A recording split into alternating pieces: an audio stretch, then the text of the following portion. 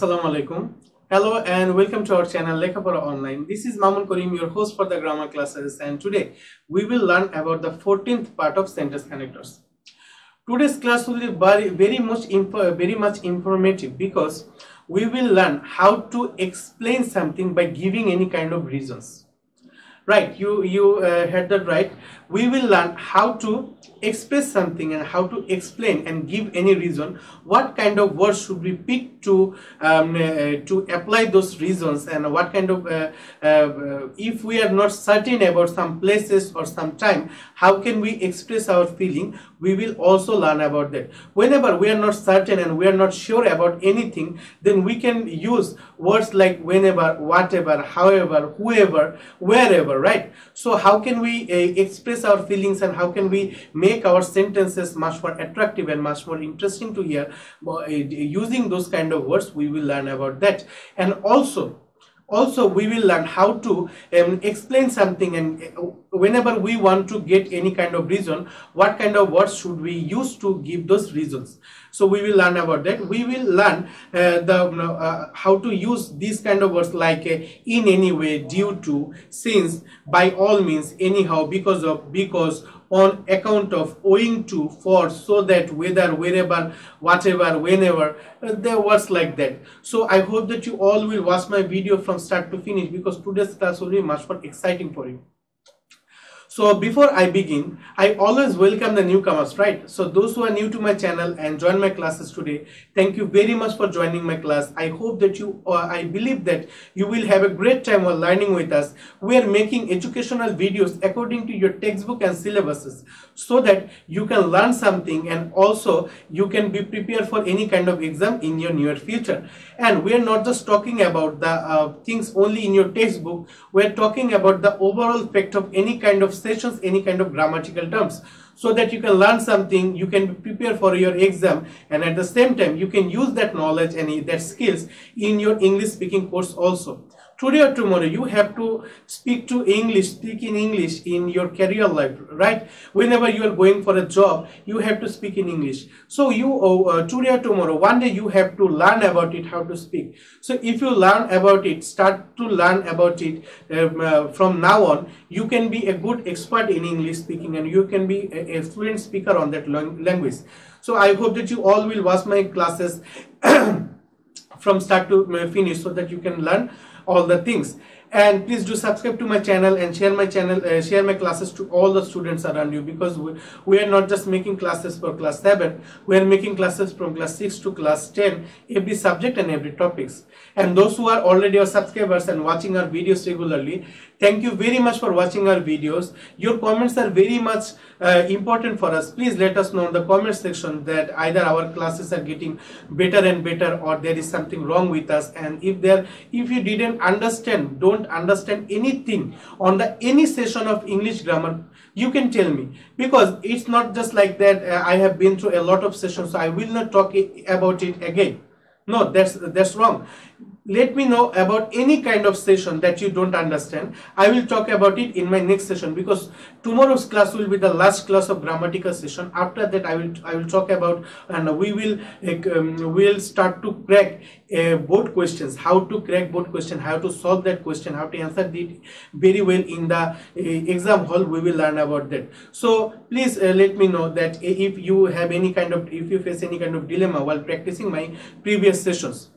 So no more talking, let's get started. Please grab your seat and on the first bench, and take your pen and a notebook, and please keep a sharp eye on my class and listen to me very carefully.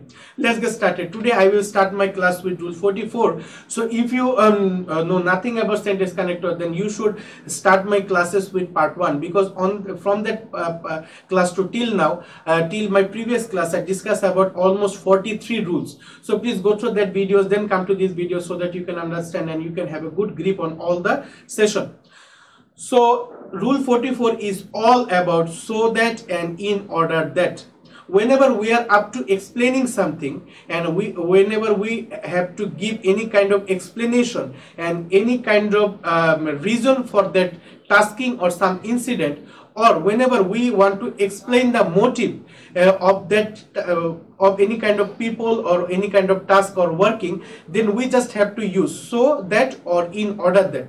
These words can be these words define or make us understand the sentence is on complex based. So if we learn it on Bangla, so that আর হলো in order that, এটার অর্থ হলো যাতে বা যেহেতু, ঠিক আছে। So that অথবা ইন অর্ডার দ্যাট অর্থ যাতে বা যেহেতু, অর্থাৎ কোনো জিনিসের উদ্দেশ্য প্রকাশ করতে গেলে অথবা কোনো জিনিসের কারণ প্রকাশ করতে গেলে তখন আমরা এই লিঙ্কারটা ব্যবহার করতে পারি।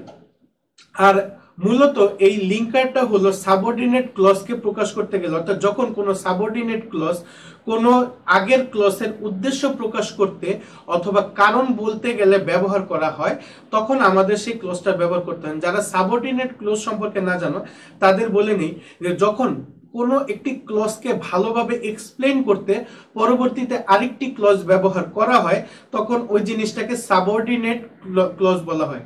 আশা করি ক্লজের এই ধারণাটা বা এই জিনিসটা তোমরা বুঝতে পেরেছো। আমরা যদি উদাহরণটা দেখি আরো ভালোভাবে বুঝতে পারবো। যেমন দেখো এখানে দেওয়া আছে he is reading attentively so that he can get GPA 5। ঠিক আছে, সে দেখো এখানে দুটা clause, he is reading attentively এটা একটা ক্লজ, তারপর দেখো হি ক্যান গেট জিপিএ 5। এখন সে অনেক মনোযোগ সহকারে পড়ছে, অ্যাটেন্টিভলি স্টাডি করছে। কেন করছে?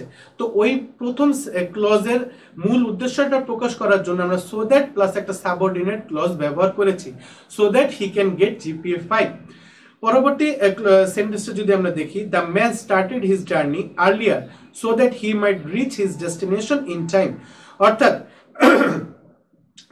এই লোকটা কি করেছে, তার জার্নিটা একটু তাড়াতাড়ি শুরু করেছে। কেন শুরু করেছে? সো দ্যাট হি মাইট, যাতে করে সে তার ডেস্টিনেশনে তার মঞ্জিলে খুব তাড়াতাড়ি পৌঁছে যেতে পারে। তারপর দেখো Della sold her hair in order that she could buy a gift for her husband. অর্থাৎ ডেলা কি করেছে, তার চুলগুলো বিক্রি করে দিয়েছে যাতে করে সে তার স্বামীর জন্য কি করতে পারে, গিফট কিনতে পারে। ডেলা এবং ডেলার ঘটনা কিন্তু খুবই মজার, তোমরা যদি জানতে চাও কমেন্ট করে জানাবে, আমি তোমাদের ছোট্ট করে ঘটনাটা বলে দিব। তারপরে যদি আমরা পরের রুলটাতে চলে যাই, রুল 45। রুল 45 এ দেখো দেওয়া আছে দ্যাট।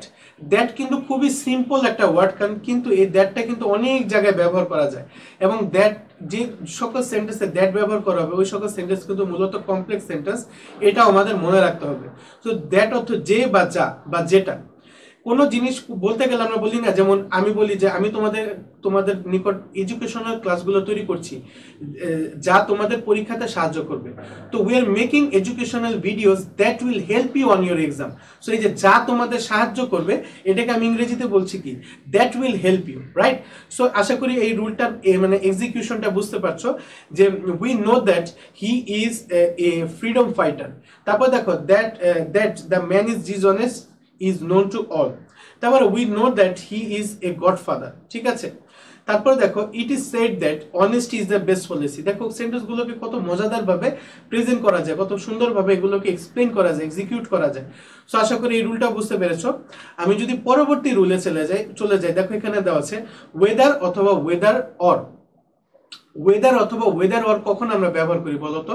যখন আমরা একই সেন্টেন্সে দুইটা টপিকস নিয়ে আলোচনা করব, মানে দুইটা অনিশ্চয়তা, সে আসতেও পারে নাও আসতে পারে, সে কাজটা করতেও পারে নাও করতে পারে, সে একটা কাজও করতে পারে, দুইটা কাজও করতে পারে। দেখো দুইটা জিনিস, দুইটা টপিকস নিয়ে আমি অনিশ্চয়তা প্রকাশ করছি, সেক্ষেত্রে আমরা ওয়েদার অথবা অর ব্যবহার করবো, right?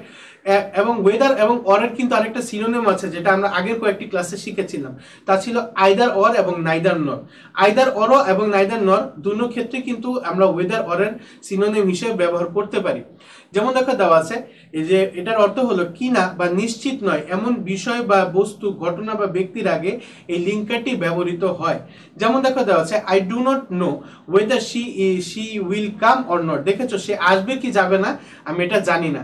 So either she will come or not, এখানে ওয়েদারও বসাতে পারি, I do not know whether she will come or not, বা I do not know either she will come or not. ঠিক আছে, দেখেছো ওয়েদার অর এবং আইদার অর কিন্তু সেম ভাবে ব্যবহার করা যায়। তারপরে ওয়েদার কিন্তু শুধু সিঙ্গেল ভাবেও ব্যবহার করা যায়। The man asked me weather I had completed the work. আরেকটা বিষয় বলে নেই, এটা কিন্তু শুধুমাত্র লিঙ্কার হিসেবে ব্যবহার করা যায়, এটা সেন্টেন্স কানেক্টর হিসেবে ব্যবহার করা যায় না। এখন যারা মানে নতুন আছো তারা চিন্তা করতে পারো যে সেন্টেন্স কানেক্টর আর যে লিঙ্কার আছে এটার মধ্যে কোনো পার্থক্য আছে কিনা। যদি এটা সম্পর্কে না জেনে থাকো, আমি সমস্ত সেশনে একই কথা সবসময় বলে আসছি, যদি পার্থক্যটা না জেনে থাকো অবশ্যই প্রথম ক্লাসটা দেখবে। প্রথম ক্লাসে আমি এই নিয়ে বিস্তারিত আলোচনা করেছিলাম। তারপরে দেখো, the man asked me weather I had completed the work, ঠিক আছে। তারপর দেখো, do not know whether he is honest or dishonest.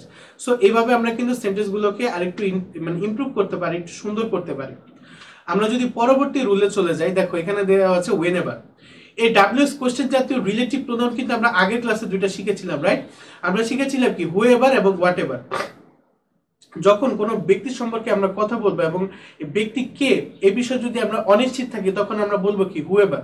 Whoever is present here you should maintain or you should accept our request. আমরা এরকম একটা উদাহরণ শিখেছিলাম, right?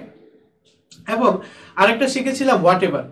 Whatever আমরা কখন ব্যবহার করব? হোয়াটএভার আমরা ব্যবহার করব যখন আমাদের বিভিন্ন বিষয় সম্পর্কে বা কোনো বস্তু সম্পর্কে আমরা অনিশ্চিত থাকবো। হোয়াটএভারের দুটি ব্যবহার আছে। একটা হলো কোনো জিনিস সম্পর্কে যদি আমরা অনিশ্চিত থাকি, তখন আমরা কি, তখন আমরা হোয়াটএভার ব্যবহার করবো। যেমন আমরা শিখেছিলাম বা একটা উদাহরণ দেখেছিলাম, whatever you want it should be legal. তুমি যাই চাও এটা যাতে তোমার লিগ্যাল হয়। তারপরে whatever you ambition it should be honest. তুমি যাই চাচ্ছ ভবিষ্যতে যে তুমি জিনিস অ্যাচিভ করবো, এটা যাতে সৎ হয়। ঠিক আছে, কত সুন্দর দেখেছো। আবার দেখো, আমরা হোয়াটএভার দিয়ে কোনো কিছুকে অবহেলা করার ক্ষেত্রে হয়। যেমন আমি যদি বলি যে he is asking for some money to you, whatever, just drop it, I don't want to talk it. ঠিক আছে, টক অ্যাবাউট ইট। সো দেখো এখানে আমি কি বলছি, যে যাও বাদ দাও, ওর সাথে আমি কথা বলবো না। সো এই যে এখানে অবহেলা করা বা নিগলেক্ট করা বোঝাচ্ছে, সেক্ষেত্রে আমরা হোয়াটএভার ব্যবহার করতে পারি। সো তারই ধারাবাহিকতা এখানে আরেকটা জিনিস এসেছে, ওয়েনেভার। যখন আমরা কোনো সময় সম্পর্কে অনিশ্চিত থাকবো, কোনো টাইম সম্পর্কে অনিশ্চিত থাকবো, তখন কিন্তু আমরা ওয়েনেভার ব্যবহার করব। যেমন দেখো এখানে দেওয়া আছে, whenever you need me just make me a call. আসলে সে জানে না যে তাকে কখন দরকার পড়বে, এই জন্য বলেছে তোমার যখনই আমাকে দরকার পড়বে শুধুমাত্র আমাকে একটা কল দিয়ে দিবে। Whenever you need me just make me a phone call. পরবর্তী সেন্টেন্সে যদি আমরা দেখি, inform him of the matter whenever he comes. আমাকে ইনফর্ম করো যখনই সে আসে, ঠিক আছে, বা তাকে ওই বিষয়টা সম্পর্কে ইনফর্ম করো যখনই সে আসে। তো কখন আসবে সেই বিষয় কিন্তু আমরা নিশ্চিত না। সো আশা করি এই রুলটাও বুঝতে পেরেছো। পরবর্তী রুল যদি দেখি, একই জিনিস, ওয়ের এভার। যখন আমরা কোনো জায়গা সম্পর্কে অনিশ্চিত থাকবো, তখন আমরা ওয়ের এভার ব্যবহার করবো। যেমন দেখা দেওয়া আছে, wherever he goes for help nobody helps him. সে যেখানে সাহায্যের জন্য যায়, কেউ তাকে সাহায্য করে না। তারপর দেখো, wherever you go I will always be with you। তুমি যেখানে যাবে আমি সবসময় তোমার সাথেই থাকবো। ঠিক আছে, এতটুকু এই কাজটা শুধুমাত্র আল্লাহ তাআলাই করে এবং আমাদের যে দুই সাইডে দুই ফেরেশতা আছে তারাই করতে পারে। যাই হোক, তারপরে দেখো পরের রুলটা, এখানে কিছু অনেকগুলো শব্দ দেওয়া হচ্ছে, since, as, since, because, because of, for, on account of, due to, owing to. এই সকল ওয়ার্ডগুলো মূলত কোনো কিছুর কারণ এক্সপ্লেন করার ক্ষেত্রে ব্যবহার করা হয়, কোনো কিছুর কারণ বলার ক্ষেত্রে। অ্যাজ অর্থ যেহেতু, সিন্স অর্থ যেহেতু, বিকজ অর্থ কারণ, বিকজ অফ অর্থ কারণ, ফর অর্থ জন্যে, অন অ্যাকাউন্ট অফ অর্থ জন্যে, ডিউ টু অর্থ জন্যে, উইং টু অর্থ কারণে। সো এই সকল বাক্য দিয়ে কোনো কিছু যখন আমরা এক্সপ্লেন করতে যাব, তখন অনেক সময় তার কারণ বা মূল কথা বা মূল ভাব প্রকাশ করার জন্য আমরা এই সকল ওয়ার্ডগুলো ব্যবহার করতে পারি। যেমন দেখা দেওয়া আছে, I could not go out because of অথবা on owing to the heavy rainfall.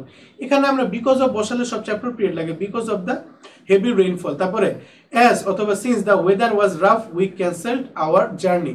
So এখানে অ্যাজটা সবচেয়ে সুন্দর লাগে, যে as the weather was rough we cancelled our journey. তারপরে because of his hard labour Ismail Hossain succeeded in life. ঠিক আছে, খুব সুন্দর। তারপর দেখো, I went to his house as I was invited. ঠিক আছে, তারপর I could not go to school on account of my illness. এখানে বিকজ অফ দিলে আরো সুন্দর হয়, বিকজ অফ মাই ইলনেস বা ফর মাই ইলনেস। এভাবে কিন্তু চাইলে সেন্টেন্সগুলোকে কমপ্লিট করতে পারো। পরবর্তী রুলে যদি যাই, এখানে দেওয়া আছে দেখো তিনটা ওয়ার্ড, ইন এনি ওয়ে বা এনি হাউ বা বাই অল মিনস। অর্থাৎ আমরা মাঝে মধ্যে বলি না, যেভাবেই হোক, যা করেই হোক আমি কাজটা করবই বা আমি তোমাকে সাহায্য করবই। এই সকল ওয়ার্ডের সেন্টেন্সের ক্ষেত্রে আমরা এই সকল ওয়ার্ড ব্যবহার করতে পারি। যেমন দেখো দেওয়া আছে, যে কোনো ভাবে বা যে কোনো উপায়ে কোনো কাজ করতে চাইলে বা করা হবে বা করা হয়েছে এমন বোঝাতে গেলে এই লিঙ্কারগুলো ব্যবহার করা যায়। যেমন, you are in problems now, I will help you anyhow. ঠিক আছে, তুমি এখন বিপদের মুখে পড়েছো, আমি তোমাকে যেভাবে হোক সাহায্য করব। We will make the programme successful by any means বা বাই অল মিনস। এখানে বাই এনি মিনসটাই বেশি অ্যাপ্রোপ্রিয়েট লাগে। তারপর the problem is serious in any way I have to solve it. ঠিক আছে, তো আশা করি রুলটা বুঝতে পেরেছো। I believe that I have been able to discuss all the rule in detail to you. So if you learn something new today, then please hit the like button and please share my classes to all the students around you so that they can get to know about me. And if you didn't subscribe to my channel yet, please subscribe to my channel and press the bell icon so that you can be notified about all of my classes. So that's all for today. I will come to you with another video on sentence connectors. Until then, stay home, stay safe and never stop learning. Assalamu alaikum.